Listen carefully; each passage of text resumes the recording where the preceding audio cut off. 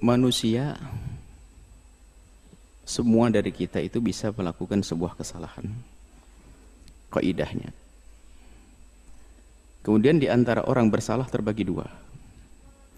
Yang melakukan kesalahan dengan kesombongannya, nggak bisa dia dinasihati, urusannya dengan iblis dia. Yang kedua adalah orang melakukan kesalahan, ada dua lagi macam, terbagi dua. Melakukan kesalahan dia tidak dengan sengaja atau dengan sengaja.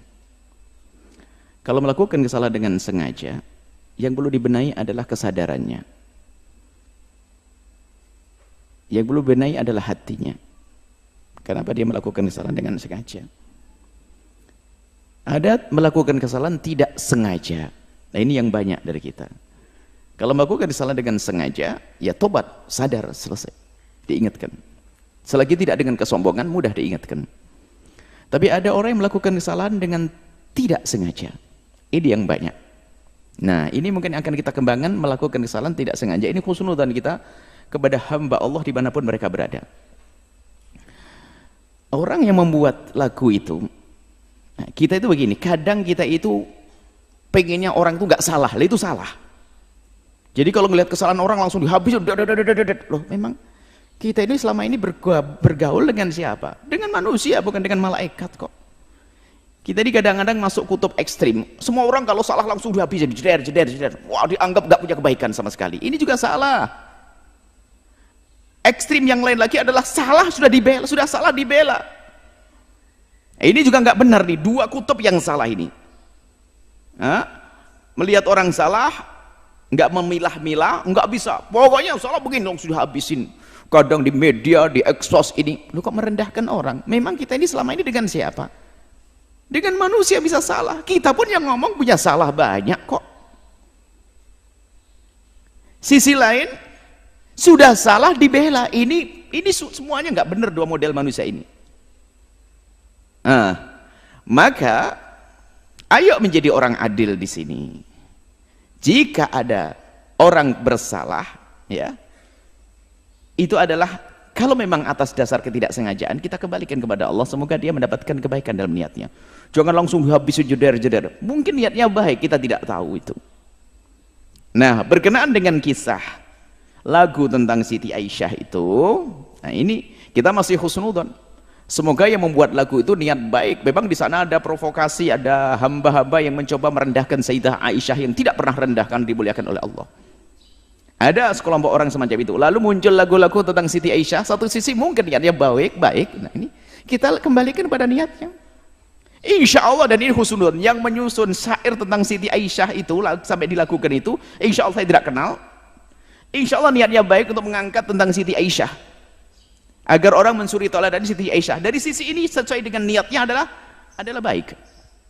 Akan tapi kita semua manusia, kadang kita melakukan kebaikan, kadang dibarengi dengan kesalahan. Tinggal kita tegur kesalahannya saja, beres.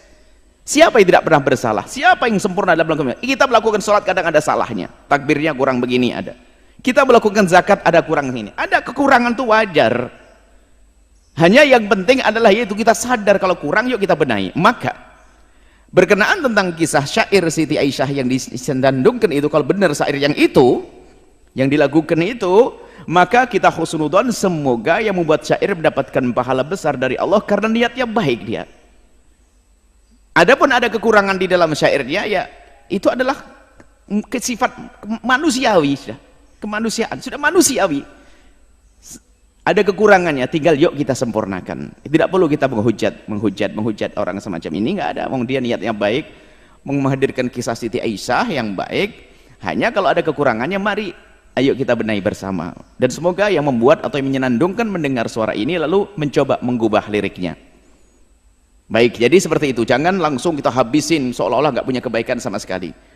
Ini ada hal-hal yang baik, menjadi orang kenal Siti Aisyah, rindu untuk kenal Siti Aisyah dan sebagainya. Mungkin ini dari sisi kebaikannya, cuman kalau ada kesalahannya, ayo kita benahi bersama. Pokoknya gini deh, kalau orang jangan merasa benar gak ada salahnya, itu sudah salah kita. Atau menganggap orang harus benar terus gak bakal salah, ini juga salah. Kalau ada kesalahannya bagaimana? Nah, ini berkenaan tentang syair-syair Siti Aisyah itu, kita akan kembali kepada kaidah. Bagaimana? Ini pertanyaan besar.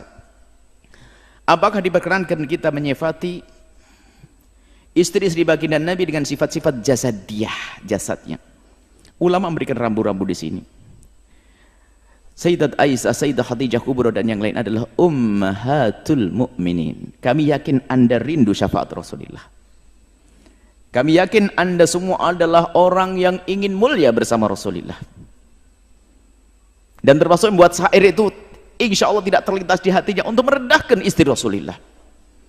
Cuman kalau ternyata ada syair yang perlu dibenahi, ayo kita benahi bersama. Mungkin ada pakar ahli dalam buat syair, dirubah syairnya. Ini kaidah di dalam membicarakan jasad Nabi. Kalau jasad secara umum adalah sah. Misalnya apa ya? Tidak mengarah kepada sifat-sifat yang spesial. Karena itu adalah ibu kita. Coba, kita dengan ibu sendiri, adik sendiri, kakak sendiri, laki-laki. Anda laki-laki, normal, sehat pikiran, sehat hati, nggak mungkin bisa membayangkan atau menceritakan tentang sifat-sifat sisik detail tentang adik perempuannya atau ibundanya.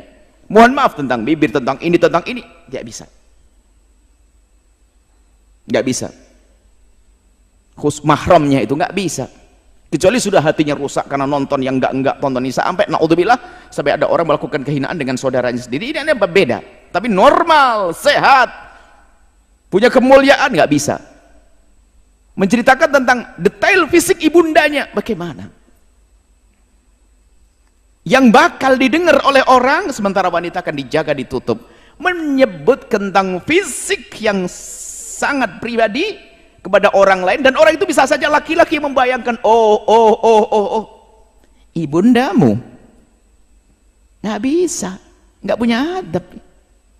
Makanya para ulama mengatakan bahasanya kalau bicara tentang mensifati jasadnya istri-istri Nabi, jangan, tidak boleh dilakukan. Itu ibunda kita, ummahatul mu'minin. Ummahatul mu'minin. Jadi jangan sampai kita menyifati sifat-sifat jasad yang semua orang akan membayangkan tentang ininya ini. Bahkan segala sesuatu yang ada hubungannya dengan jasad, mari kita tepes itu ibunda kita. Ibunda kita itu Sayyidat Aisyah. Bahkan wanita-wanita mulia seperti Sayyidat Fatimah Zahra, kita tepis, kita buang. Kalau ada pikiran-pikiran tentang bayangkan tentang ini. Adapun penyebutan Nabi tentang Humaira, banyak riwayat tentang Humaira, ada riwayat palsu, tapi ada juga hadis yang benar tentang Humaira. Waktu itu tentang baginda Nabi di saat ada orang Habasyah, dakhalal Habasyah yal'abun, kemudian Nabi kan aturidina antanduri atuhibbina antanduri ya Humaira, ya Humaira, apakah kau ingin melihat wahai Humaira? Nah, tapi Nabi menyebut Humaira. Lah Humaira itu dalam bahasa Arab itu apa? Dimaknai adalah kalau untuk menyebut orang itu kan ada, kalau bahasa kita ada orang sawo mateng, kulitnya sawo mateng, kuning langsat ya, ada macam-macam. Jadi sifat umum bukan menyifati tentang bibirnya warnanya merah atau pipi merah, tidak, bukan itu. Humaira itu adalah menyebut orang yang kulitnya bukan kulit hitam, tapi kalau disebut baydo tidak disebut putih dalam bahasa Arab, sebab putih itu ada kesan baros belang, jadi tidak sebut putih. Tapi Humaira itu adalah bahasa Nabi, itu bahasa Nabi untuk istri Aisyah. Dan kita tidak perlu mengembangkan makna ini menjadi kemerah-merahan ini itu, hati-hati, jangan itu. Ini nasihat. Jika mendengar silahkan dengar. Ada syairnya.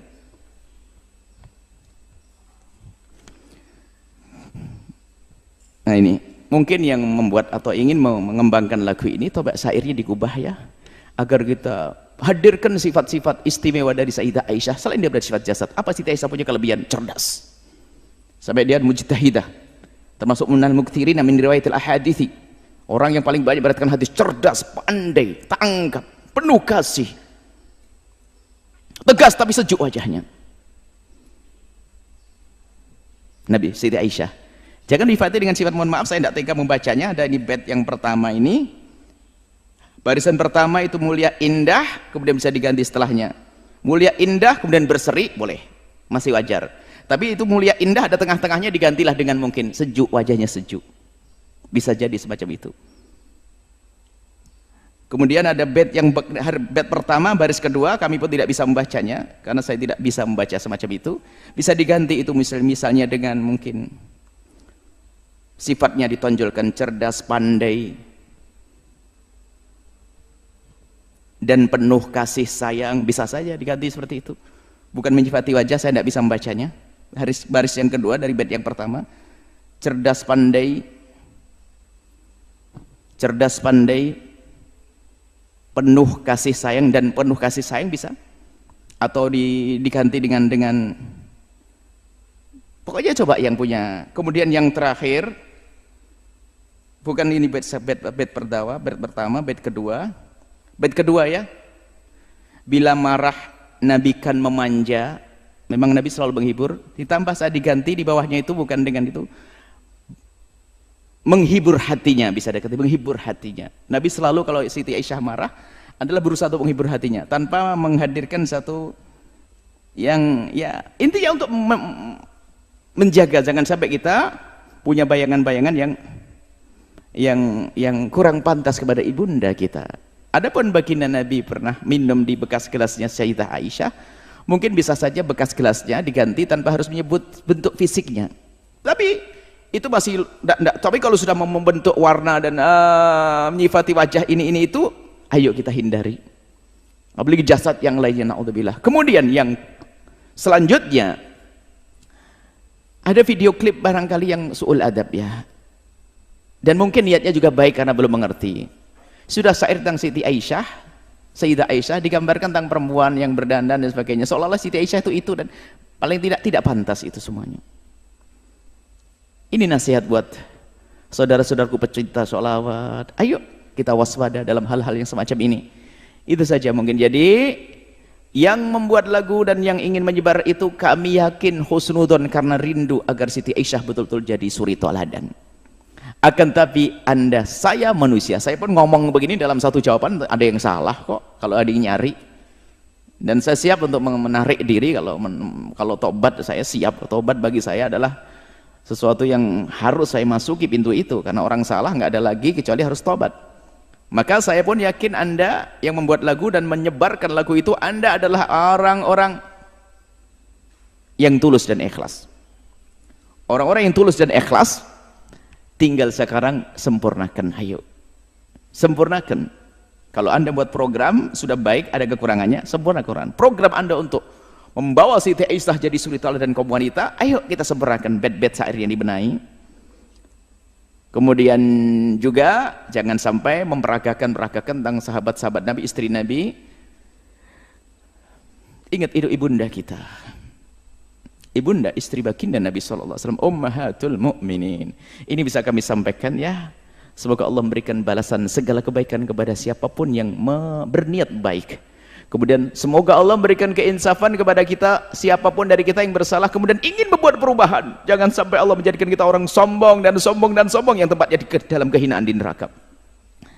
Tawadhu dengan kebenaran, menerima kebenaran, menjauhi kemungkaran, dan semoga kelak Allah mengumpulkan kita di surga bersama baginda Nabi Muhammad, bersama ibunda kita Sayyidah Aisyah radhiyallahu taala anha.